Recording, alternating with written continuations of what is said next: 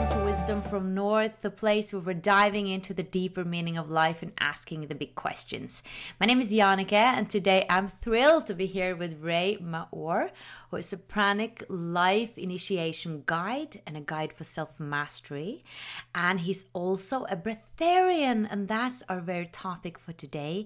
And he's the author of the book, A Year Without Food. Hello, Right. Ray. How are you? Welcome. Hi, Annika. Thank you for having me. Sure. I'm so excited to speak to you because I've never known of anybody who had lived for at least 8 days without food or water. Because I saw a documentary with you. I think it was on an Israeli TV series where they actually really delve, like they really had this, what do you call it?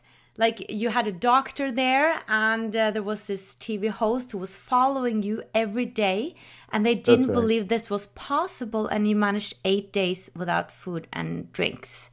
So tell us a little bit in the first place, why were you interested in trying this out? Why did you, what was the interest in the first place for being a breatharian? Well, first thing I heard about it, and then my gut kind of told me it was like the future Ray went to the past and told me, Ray, this is your path. You're going to learn a lot about consciousness exploring this, because this is the metaphysical understanding of our physical body and energy, like the real deep question of who we are and what we are capable of.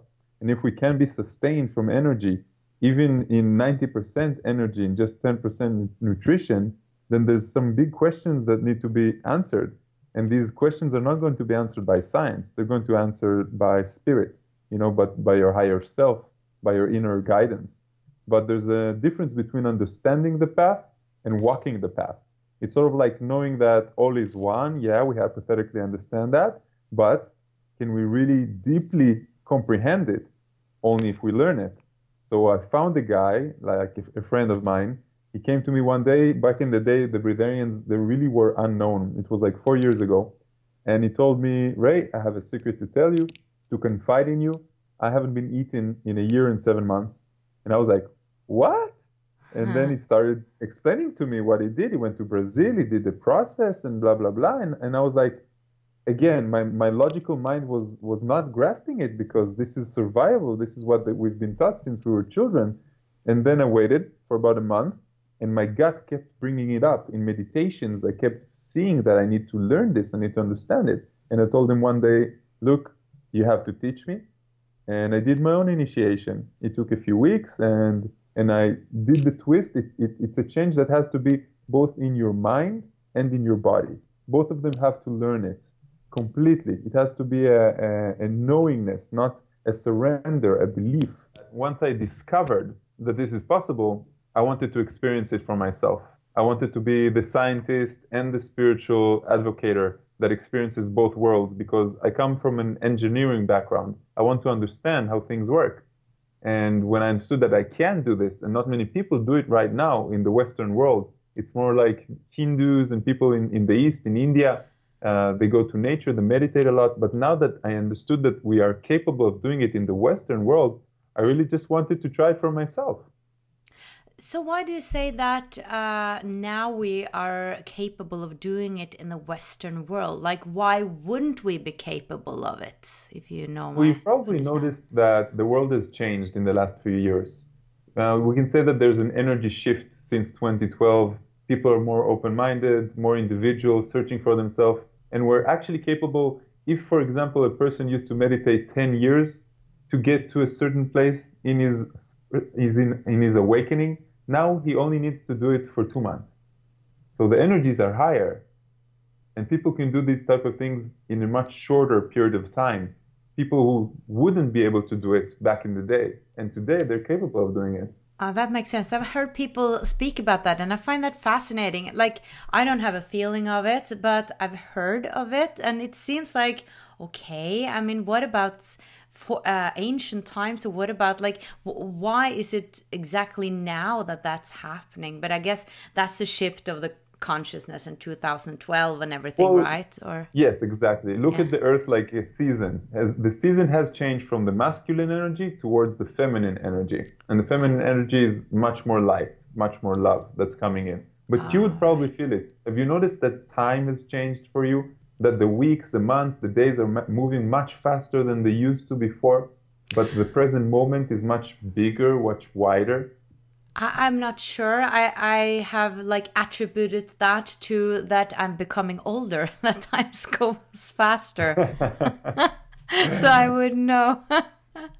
But tell us a little bit.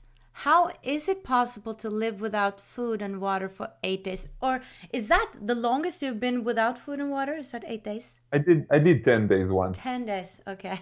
Yeah. Because when I was young, I was taught that, I remember it so well, you can only survive 2 days without water, I know. right? That's what the science says right now. It's true. So, And if you believe it, it will be true for you as well. Yeah. Like if you go with that type of mindset into a long dry fast without food and water, then after a few days you will die. So you have to change your mind about it, and you have to really believe it. And the body will change according to the mind. You know the placebo effect from science, from medicine? yes, it's How does it 30%, work? right? Yeah, but it works by belief, right? So if you believe that you can much longer, if you believe that your body, and you have to like get all these excuses, the left mind oriented people, the logical thinkers, we need to have a lot of understanding of how the process works. It's not only biology, but it's also belief, spiritual belief. Right. But how does how does the body produce the water? I mean, you need water. You need to be able to like swallow and stuff like that. And we're 70% water. So don't you totally dry out in your mouth when you don't drink?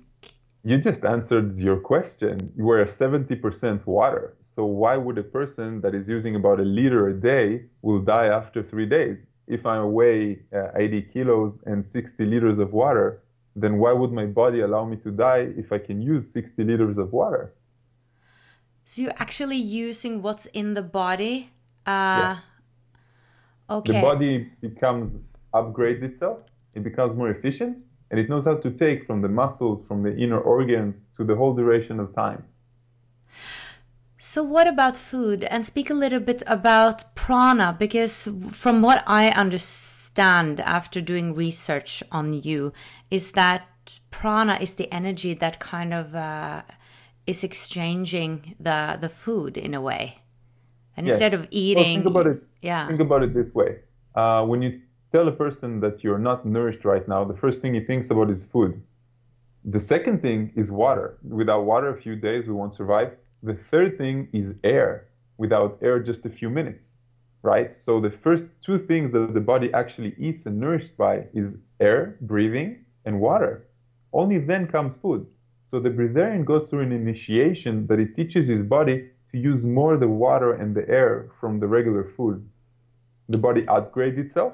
Have you ever noticed that all the animals in nature, when they get sick, they stop eating and they fast? Your cat, your dog, any animal, because the body starts cleaning itself once you stop putting things into it. It means it tells you, I don't have the energy to digest right now. I need the energy to heal. So it's a natural process. Now, in all major religions, it's the same thing.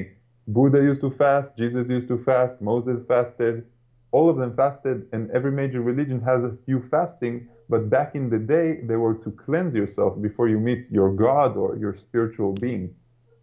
You understand? Yeah, yeah. Uh, but it still amazes me. It's still so when we say, like children, that they have to eat to become strong, they have to, build muscles and all that. I mean, you still. Children do need it. Oh, Children definitely need okay. this. Oh yeah. Also, people who have eating disorders, they can't become breatharians. Breatharianism, it doesn't cannot come from a negative part of your life. You cannot feel bad and become a breatharian out of a necessity. If you were in the Holocaust or children in Africa, they cannot just become a breatharian just like that. You have to Right. get into a state. Because I was wondering about exactly that.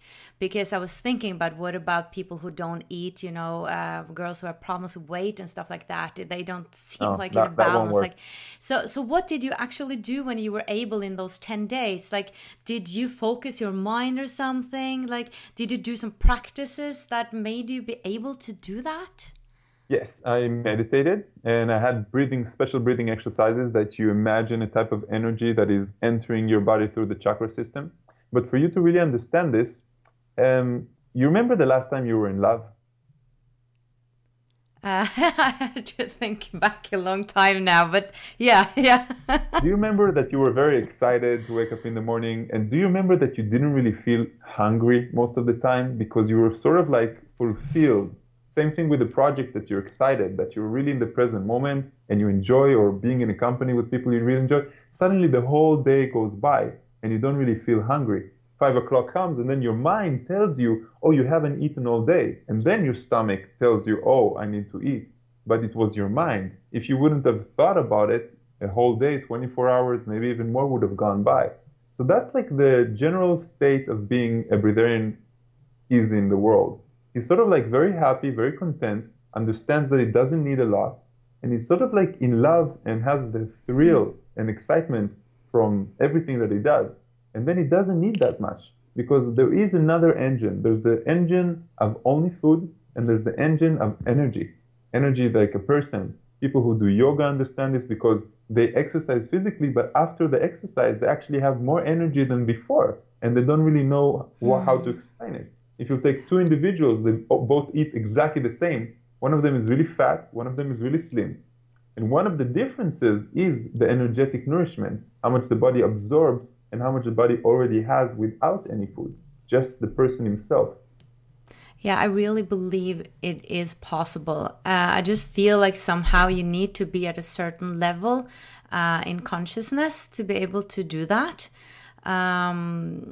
And I think that's why probably you have workshops to teach people how to do this correctly, right? Because it can be dangerous. I don't think it's a good idea just to start this on your own, just to test this out. Some people come to me from the completely mainstream, that they have no idea about spirituality, they've never meditated, they eat meat and everything like that, and they have a harder time. But most, I would say about 3/4 of the participants, they're already there. They're like beginning to do the process, and they understand that it's easier. It's about letting go. There's a lot more unlearning to be done than there is learning. Because if you think it's going to be difficult, it will be difficult. If you believe it will be easy, it's going to be really easy for you. So that's right now, what I have you're starting. 30 participants behind me, like 30 participants that I'm teaching. This is day number 8. They just finished 4 days of dry fasting, no food, no water. They've never done this in their life. And they all made it. Wow. Yeah. I remember you said in the documentary that you started feeling bored because all of a sudden you have time. You have these meals every day and what to do. So can you tell us a little bit about like their reactions, how it's going with them? I mean, you're saying that they're doing it, but how is it going with them? Well, they were surprised because the days go by and there is no breakfast, no lunch, no dinner in this type of workshop. There's a lot of learning, a lot of meditation. And after about 4 or 5 days, even the ones that are very, very skeptical, suddenly the brain starts realizing that they haven't eaten in 5 days, and maybe they're a little tired because it's the transition, but they feel fine. They talk, they laugh, they even dance. And we had a bonfire today.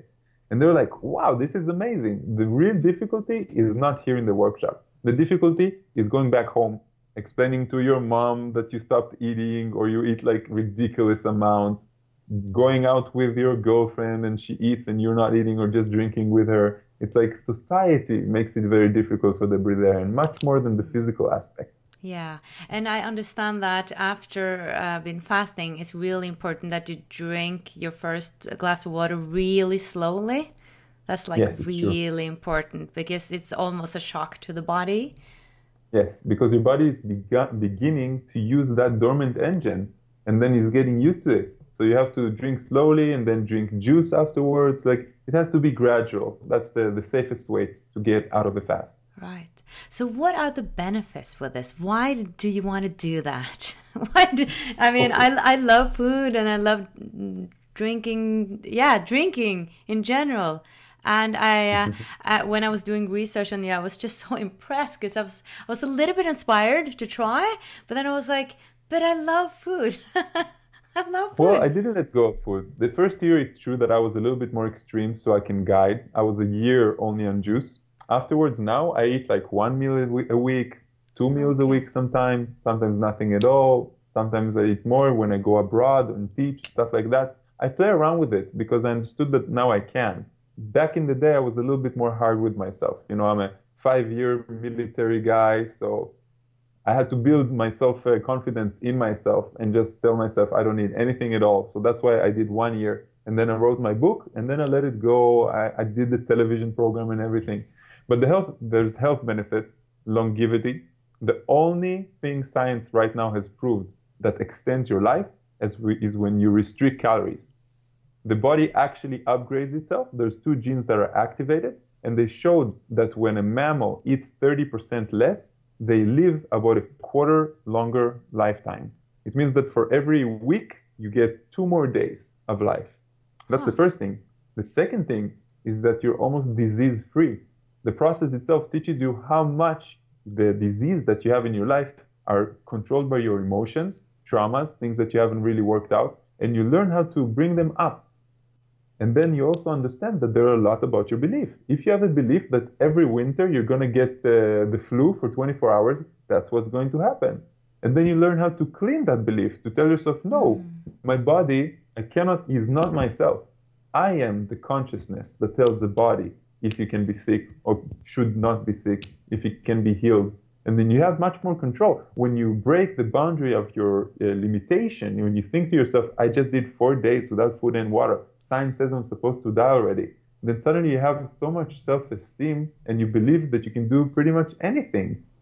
The third thing that I really enjoy is sleeping less. Because one of the heaviest systems in the body is the digestive system. It takes about 20 to 30% of all the energy we put into it. So a breatharian hardly eats, and he sleeps about 2 hours less every night, so you have more time for yourself. When you don't eat, is something changing in your consciousness as well? I'm just wondering, I just got this thought that perhaps you are more open to work on old programmings and your subconscious, perhaps? Definitely. Do you follow some channelers? Do you know some channel session? Yeah. Okay, so I had a session with Bashar about this, and he said, when you stop eating, you're actually changing the bias of your system, your primal belief system that food is a necessity to live. And food becomes everything about love. Meaning, for example, when you were a small child and you thought maybe my mom is not going to love me, immediately you thought that I don't have any security because if my mom doesn't love me, she's not going to feed me and I'm going to die. So everything comes back to death. And then suddenly you get this huge freedom in your life and you understand that this bias, this primary operating system has completely changed. And you start asking the bigger questions. If this is not real, how can this be that I've programmed my body to be sustained from an energy that I cannot really see, I cannot really sense? Do you understand? Yeah. And then everything changes for you. For me, I became much more feminine, less ego, was more the observer of my ego and what it wants, and understood that I don't want the same thing as it wants. I became a guide. I almost dropped my job as an IT engineer. I started understanding that this has changed and opened my eyes in so many different ways. It's not only the health benefit. If you look at the spiritual aspects, you're recycling. So you're helping Mother Earth in every way. Half of the garbage today in every home is garbage that comes from food. You have more free time for yourself. You have transcended beyond the limitation of what you thought is available for you. And now that I teach other people, I can also see how mind-changing it is for them. The one thing I guarantee when a person comes to a workshop is that your life is going to change. It's going to change for the better. You're going to be more conscious of yourself. And this is the biggest leap I can give humanity right now. I've tried to search for other things, more interesting, more elaborate, I couldn't find anything. So I just decided I want to teach. Yeah, this feels like definitely the right thing for you. I could have never done it, and I'm so amazed by how we find our mission, our separate missions and how different they are. And I have a feeling that we are moving towards becoming like these light beings, like lighter in energy. Yeah, And that resonates with me, that you don't eat heavy food because that's heavy. yeah. And I've stopped eating a lot of meat. I don't call myself a vegetarian, but I think I almost am because I never eat meat because I just feel it just feels better for my That's body. right. Yeah. And the lighter you get, it becomes a vegetarian, vegan, raw foodist, then Yeah. fruitarian, and then liquidarian. And the lighter you get, the more energy you have. And then you understand that there's a big connection. You want to make the biggest leap you can. And that's what's available for us. There's another thing called sun gazing. People who stare at the sun until they get their Right. body used to it. It's also another way of being pranic living or being a breatharian. It takes a longer time, about a year, instead of doing it in a week and a half in a workshop. But those people really get addicted to the sun. And since we are consciously Amazing. above plants, yeah, we can do what plants do. We can do what animals do because we are in a higher state of consciousness. So just imagine a tree. A tree gets its nourishment from the sun and water. And that means a human being can also do that, but he has to allow the body to make the change, the gradual and long change. So what about science here? I assume that you have like looked into that and spoken to scientists and you've met a lot of skepticism, but are there some scientists open to this and doctors? Yes. Well, the doctors that followed me obviously were skeptical in the beginning, and after that, they saw that my blood test doesn't change every day. What they said is, look, science right now can tell you that we see the phenomenon and we know it works, but we don't know to explain it yet. It Right. means we approve that it is there because there's thousands of people that are living this way, but we still can't explain. It is like every cell has an engine of light. And it talks to me. I believe that the engine is of light. I believe that we are light, very condensed light. So it makes sense that we will be able to be nourished from light itself. Right. I just have to ask so that people don't do anything crazy because watching this, I mean, is there some precautions you have to take? Can it be dangerous? Yes. Well, there was a few deaths in the last 20 years from people who were attempting to do the Breatharian initiations, either by themselves or against the guidelines. It's mandatory every time a person asks me, because spiritual people, we also have a spiritual ego. We think Yes. that we know better, we think that we know the best, and stuff like that. I love that you're saying Um, that. That says something about you. That's really honest and humble because we all do have an ego. We're human we beings. do. Yeah. And the spiritual ego, wow, the spiritual ego is crazy. Yeah. It tells us, you know better, you can do it by yourself, you have the intuition, you talk with your guides, you're better than others. The ego drives you crazy. Yeah. Yeah. Yeah. So there was one woman I know in Australia that immediately after the initiation, she drank a whole bottle of orange juice. Like what we said, you have to step out of the dry fast slowly with water. And she just drank the whole thing and it killed her because she went against the guidelines. So it's better to do it with a guide. It's better to do it in a group. In the last few years, there's a few workshops that me and a few guides do just in a group. And that's really changed the way breatharians work until now. It became much simpler, much faster. Instead of 3 weeks, it becomes a week and a half. And you learn much of the things that you need to learn during that workshop itself. Yeah, because from what I understand, it used to be 21 days. That was the normal, and then you do By 10 yourself. days. Yes, but back in the day, the 21 days is by yourself. I did it in the winter time in a tent, and the guide just speaks to you on the phone, so it's in silence. So it's also like with a Vipassana. And now I'm doing it 20, 30 people together, meditate together, have workshops on the mental body and the physical body and the emotional cleansing. Like it's really organized now. It's much better than it used to be. Yeah, I feel like that's really nice because I would imagine that if I was going through something like that, I would really need the support, and especially Definitely. just to change my train of thoughts and my programming, because definitely I wouldn't believe it at first in a way. Like maybe I believed it like 10% like consciously, but unconsciously I would not believe it because that's what my whole life has told me, you know? I So, know, I yeah. know.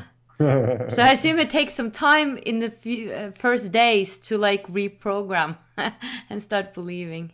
I think that the intention here is very important. Once a person puts the intention on doing it, his mind starts changing. All right. So what Yeah. about weight? I assume people wonder about that. Like, wouldn't you just be so thin? Okay. You are, in the beginning, you lose weight, and it's a time for you to deal with that, especially because of the social ridicule. And after about a month, sometimes 2 months, you start adding weight. Your body makes the adjustment, sort of like putting a new engine in your car. And then slowly you come back to what we call it an ideal weight, meaning you're not too skinny, you cannot be really fat because your body will burn everything that it has. And then I tell them, usually my recommendation is to work out. So you have some muscle on you and you look normal. If you don't work out at all, you look too slim, and then society judges you, and then you judge yourself, and then you become in doubt and fear, and then usually you go back to eating. The statistics are not really good towards breatharians. About half of the breatharians that do the workshops, they go back to eating normally within the first few weeks, and about half of them go into this lifestyle. And it doesn't mean that they don't eat at all. It means that they eat occasionally, but they never get hungry anymore. It means the body stops telling you, I'm hungry, just feed me because I enjoy it. Feed me because I'm in a wedding of my friend. I want to drink a beer with my friends occasionally. You understand the difference? And some of them, more extremist, they just decide I don't want to eat anymore at all. They just drink some juice worth a few hundred calories a day. And I know right now of only 2 people in the world that also don't drink water. I mean, they live their whole life with no food and no water. Their whole But it doesn't mean life. that they don't drink water. It means that their skin got used to it, and they live in a place that has a lot of humidity, and the skin actually knows how to absorb the humidity from the air. Wow. It's crazy. It's crazy, I know. That contradicts everything we live in. Wow. I just But these people cannot be in the Western world. These people are in the East. yeah. These people all the time meditate and do spiritual practices. For us, relationships, stress, work, we can achieve a very high percentage of energetic nourishment, but not complete from what I see from my 300 students. Yeah, I mean I believe that there are some monks and people in Tibet and these places that can levitate and everything, and still, you know, we don't get it to be proven because somehow the scientist or the conventional science don't go there in a way. So that's what I want to do. I kind of want to bridge these two. I kind of want us to investigate this, exactly what they did in your documentary. It was just so good because we had, you know, you and the doctor and the host, and they were showing so much skepticism, but it was interesting to see how they were amazed. And it's good for people to see that, you know, because we usually are told just this is the way it is, and when we hear other stories, it doesn't come on television. But you know what made it really serious for people is the fact that I got $100,000 for it, because there was a bet there. You remember? There was a rich guy that told me it can't be done, and I told him, okay, let's try it. And for me, it was a bonus because I knew that once people know that I was paid so much money for it, then they know somebody checked it, and it was really authentic scientific research and not some television mambo jumbo. Yeah, I was happy you got the money. I was like, oh, you know, now we can travel the world and tell people about this, you know? So speaking of that, you are traveling around the world, right? Oh yeah, I teach almost every second month in a different country. Yeah. I'm curious to see if Norway would be ready for this. Perhaps in a few years you'll come to Oslo. I was in Stavanger. I was teaching just 3 days, but not the 10-day process. There were three beautiful Norwegian women that came to one of my Spanish retreats. And I tried to collect in West Spain everyone to come to, in West Europe, everyone to come to Spain because it's warmer. and it's much easier to do it when the sun is out. Right. And you guys are Vikings up there in the north. You like the cold. We don't love it. We're very eager to have summer right now, I can tell you. So, just in the end of the interview, like, what is your, if I may ask, your spiritual beliefs in a sense? Because I'm curious how this ties into being a breatharian and what pranic the energy is. Like, what is the life force for you? This is a very vast and complicated answer, but I can short it into, I believe in reincarnations, and I believe that we are frequency beings, and right now there is a shift of humanity towards a higher frequency. So that's like in general. I wouldn't say that there's a template of a belief system for a breatharian, because they all come in different shapes and sizes, as one might say, just like vegetarians. Right. But I definitely believe in, I remember a few of my incarnations, and that's why it's so easy for me to become a guide again, because this is my nature. Right. And I want to mention you speak about lots of other things too than just breatharianism. Well, I think that what uniquely qualifies me as a guide is that I'm really materialistic and I'm very spiritual, both together. I see the two worlds. I think that too spiritual cannot really explain it, and I try to grasp both perceptions together. And it's really easy for me to explain myself. You just fell. I fell on the floor. Yeah. So it was really easy for me to explain myself. I come from a scientific background, and I want to research things the proper way, not just say words in the air, but to explain it in the way I see it. Right. Awesome. Is there anything else you want to say in the end that we haven't covered? Sure. Some advice for people who don't want to try breatharianism, which is most of the world. Try to be conscious about what you eat and enjoy it. If you're putting into your mouth something that you don't really enjoy, then you're actually putting in energy into the water that your cells won't like. It's better for you to enjoy it, even if it's unhealthy for you. Just enjoy it, give it a blessing, and when you eat it, it will be much better for your body than it would have been if you would have judged yourself when you eat it. Even cigarettes, even a glass of wine, even like things are bad for you. I'm not sure about cigarettes, but a glass of wine definitely. But I do believe that if you smoke, you should smoke with a good conscience, because it doesn't help to think, now I'm going to get cancer, I have to stop, True. I think if our minds are really that powerful, we can also, when we smoke, we can also counter, I don't know the word, but yeah. Do you believe it enough?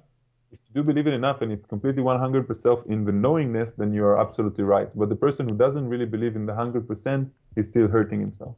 That's right. And you don't know if you actually don't believe in it deep down. True. Yeah. Thank you so much, Ray. You're probably going back to your group now. Yeah. It was so inspiring speaking to you. This is just amazing. Never heard of it before, and I'm so honored to have you on my show and to learn more about it. And who knows if I will try it once. I was really inspired. So thank you. Thank you so much.